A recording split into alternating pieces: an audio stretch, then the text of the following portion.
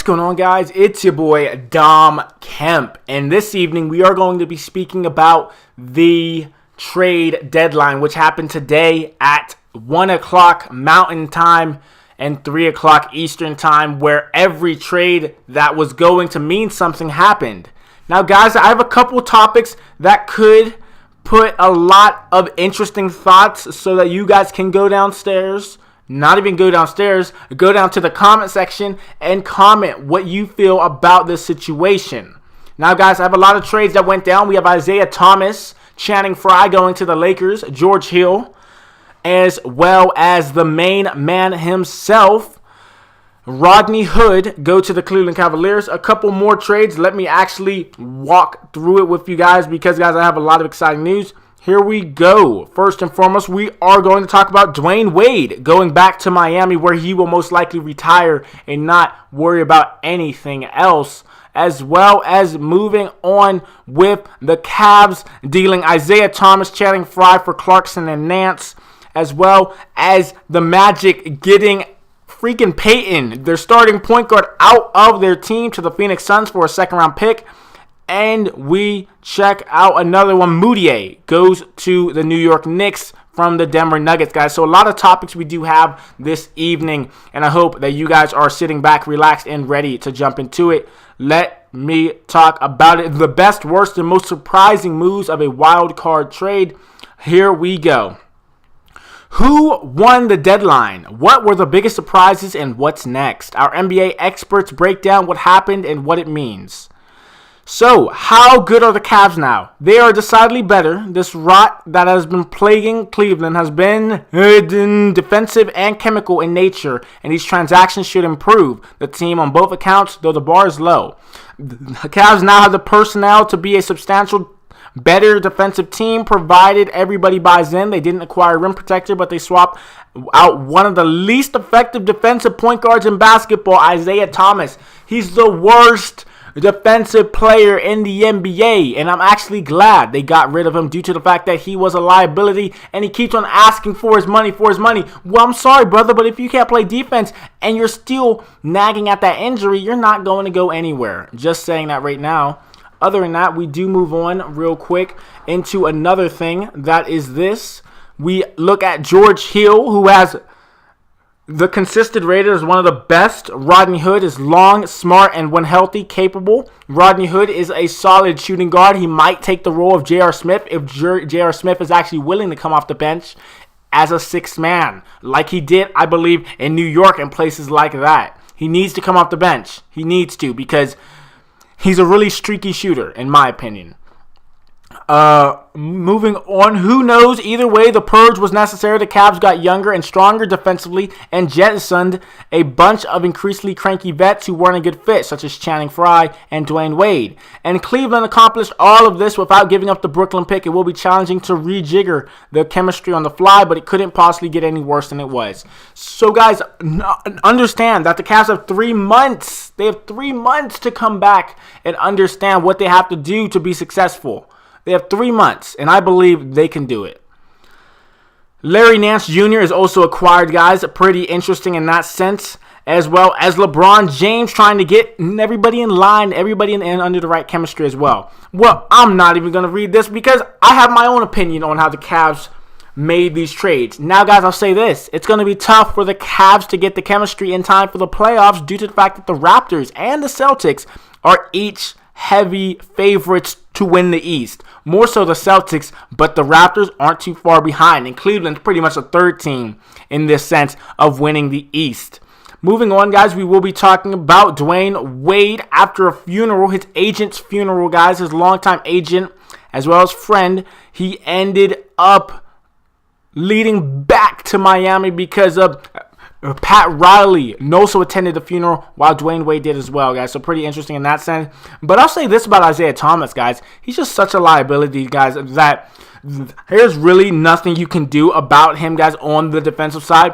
And, man, at least Bradley Stevens, he at least covered it up last season, as in the sense of covering his back and helping him get through on the defensive end. But it's crazy.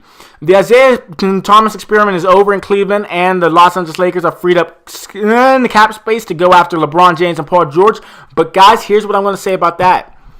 In my opinion, the players that the Lakers are going to go after are Klay Thompson, Paul George, and LeBron James. Here's why I say Klay Thompson. He's an effective scorer, he's consistent, and he's one of the best shooters in the NBA. And he's been less effective since Kevin Durant joined the team. As well as the court understanding this, is that the thing about Klay Thompson, he's a consistent scorer and he's a fantastic shooting guard. The only reason, in my opinion, and a lot of other people's opinions, that the Lakers went through with this trade is because the first-round draft pick. They didn't care about Isaiah Thomas. They didn't care about Channing Frye. Actually, they did care about Channing Frye due to the fact that they needed a little bit of veteran leadership as well as perimeter scoring. And that's exactly what Channing Frye provides, especially off the bench. He's a consistent three-point shooter.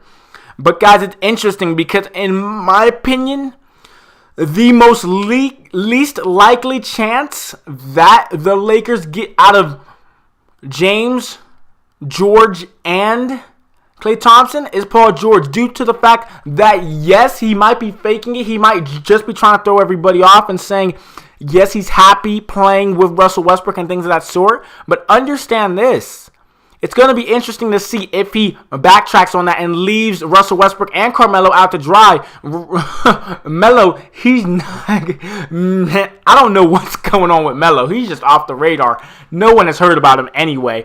But other than that, guys, it's pretty interesting thinking about all this stuff, guys.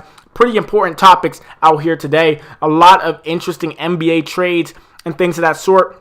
Let me know in the comment section right now, guys, how you feel about this trade deadline day. Do you think it was effective? And if it was so, which teams do you think made the most out of it? In my opinion, it was the Cleveland Cavaliers. They needed a mood swing in the locker room that'll swing to the positive edge. And trust me, LeBron James, he was really annoyed with, it's his face, Isaiah Thomas. He was just tired of him. He wanted him to go. And then another reason is Isaiah Thomas' attitude. There's a reason, guys, not just because of his defense, but because of his attitude. He's just a player that nobody really wants to play with, man. He's so selfish. He thinks everybody's out to get him, which I'm not going to lie. He's 5'9". I kind of get that part. But, man, I'm just saying, man, somebody needs to correct him. He's not going to get his max contract he wants. Trust me, he's not going to get that because he's a liability. Sorry, Isaiah. I'm sorry, but I don't think you're ever going to get a max deal. You will be a journeyman hopping around teams expecting them to give you money when in all reality, they don't care about you as much as you think they do. So pretty interesting right there in that sense, guys. A lot of topics to discuss. Let me know how you guys feel about certain topics, because of the fact is it's just amazing to think about a lot of players just getting tired of each other, moving on, things of that sorts, guys. So a lot of stuff happening in the NBA. Man, straight up, man. In the NBA, it's just interesting to think about because so many players that you would think are great players, but they can't show anything because they either get traded or they get injured. Same with a player like Kristaps Porzingis. No one knows how he's going to return. Isaiah Thomas, yes, a hip injury. Man, that's hard to come back from. I understand, but I'm just saying. That no one's going to give him his money due to the fact that he's not reliable on defense, and he's the worst player on defense in the NBA. Not trying to bash him, but it's a fact, guys. Absolute proof. Let me know this as well, guys, in the comment section down below. How do you feel about Vince Carter possibly returning to the Toronto Raptors? When I was talking to my stepfather, he ended up saying that Vince Carter might be the missing puzzle piece to the Raptors' success. They don't have any veteran leadership, as well as They need a player who can come in there and set the tone right away. And Vince Carter, I'm just saying this, Sacramento Raptors, the Raptors need to give, the Raptors need to get Vince Carter back. Vince Carter, man, he was everything to that organization until he got traded away. But guys, I'm telling you, he has a more polished game at the age of 40. He's like a lot of players in their older age, as well as Tracy McGrady and Kobe Bryant. He's like those players who the older they get, the more polished they become. Yes, in their beginning years, they were high flyers, slamming on everybody and taking names and stuff like that. But no, he's more polished now. He's older, but he still wants to play basketball, right? Well, why not play with a playoff team? Man, I'm telling you, he left the Memphis Grizzlies, went to Sacramento since the Memphis Grizzlies traded him away pretty much. Went to Sacramento. He needs to get out of Sacramento and go up north. He needs to go that way, up north to the Toronto Raptors, because that will definitely fit in. Let me know how you guys feel about that as well.